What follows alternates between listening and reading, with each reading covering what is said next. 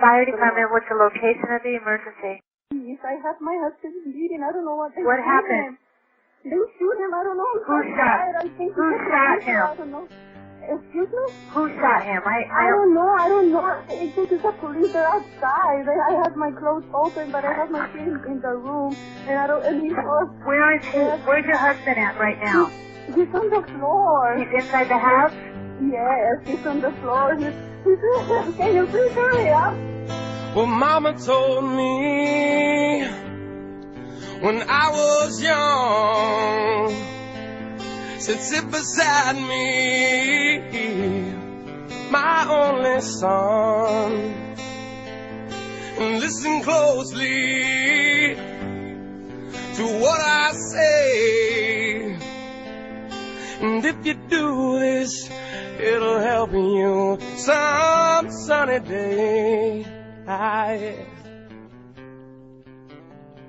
And let's start in Arizona, where a SWAT raid went wrong and left a two-tour former Marine dead. You see, SWAT teams had targeted a series of houses and an ongoing drug investigation. And when they got to the house of the former Marine, Jose Guerrena, he had already been alerted by his wife that someone was outside. So he grabbed his rifle.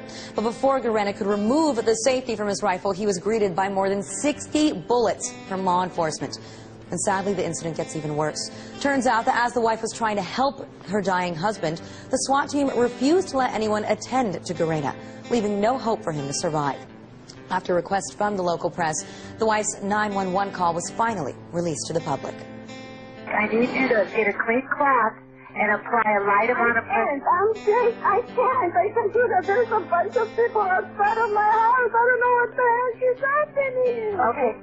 Go ahead. This is the sheriff's department. Ma'am, this is the sheriff's department. Who is outside your home? I need to know who is outside your home. Can you look out the window? I think it's the SWAT, but they're... Oh, my God. Okay, so can you please open the door for them? It's open. It's open. They open it. Now, after the raid, and after shooting Guerrena 60 times, the cops didn't find any evidence of drugs in their raid.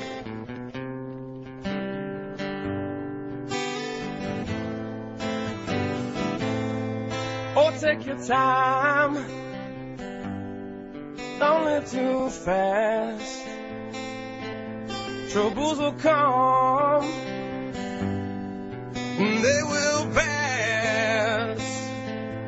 You'll find a woman, oh yeah, and you'll find love.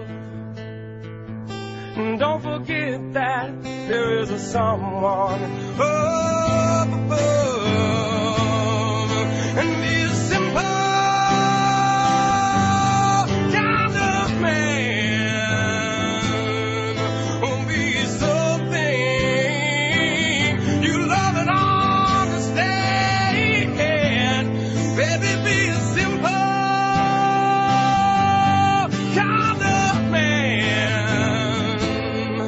Oh, won't you do this for me, son, if you can. What happened to this young Marine shouldn't happen to any American, armed or not. No American, no free person should ever have to worry about agents of the state kicking in their door in a dynamic entry like this for a mere search warrant on a person with no criminal history of violent crime. So the problem with this situation here, and why we're going to Tucson, Arizona, is to point out that this is a particularly tragic and egregious example of what's wrong with using SWAT in this way. And that's the problem. That's why this policy needs to be changed.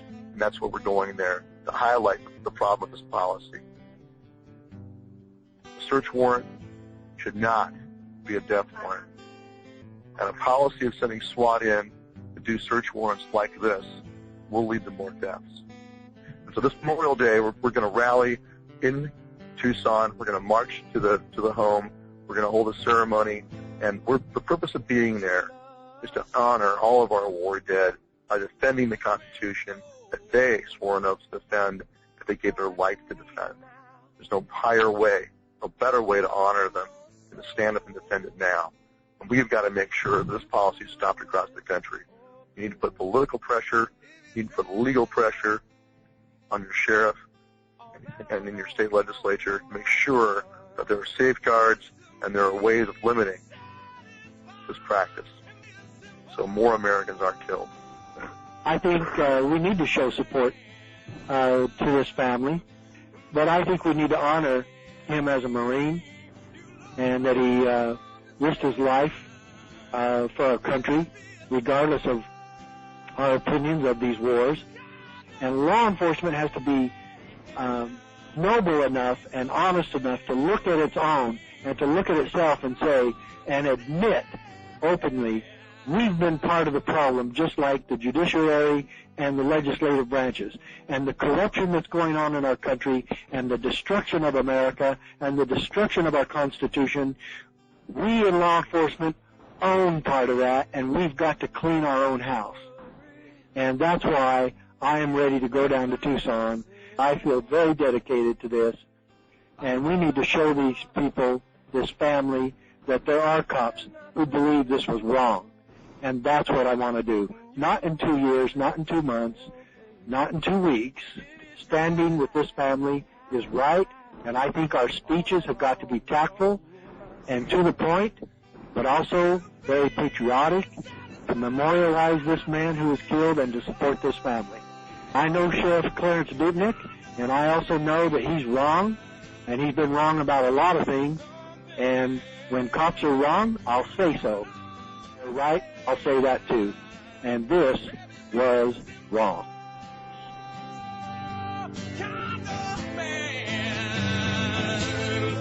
Oh, won't you do this for me, son, if you can? Better be a simple